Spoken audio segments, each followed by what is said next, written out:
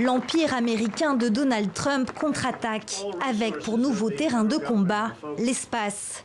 Sur Terre comme au ciel, le président américain veut réaffirmer la suprématie de son pays en lançant un nouveau commandement de l'espace. C'est un jour historique qui reconnaît la place centrale de l'espace dans la sécurité et la défense nationale de l'Amérique.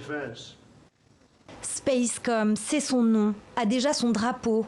Il sera soutenu par une force de l'espace initiée l'an passé et qui deviendrait ainsi une 6e branche de l'armée américaine. Ses missions, dissuader, défendre et combattre. Avec dans le viseur américain la Chine comme ennemi numéro 1. Il y a dans les annonces qui ont été faites par Donald Trump un aspect aussi de communication. Encore une fois, nous sommes les plus forts, nous sommes capables de nous opposer à la Chine.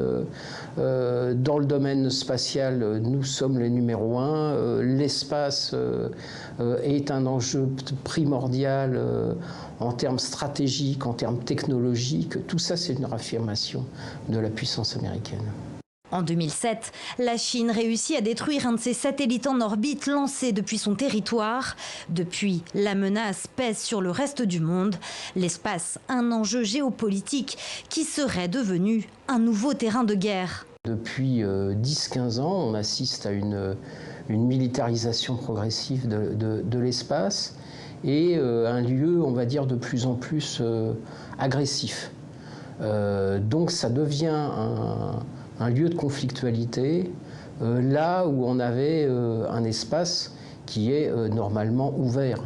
50 ans après la mission Apollo 11 et le premier pas de Neil Armstrong sur la Lune, Donald Trump n'est pas le premier président américain à vouloir militariser l'espace.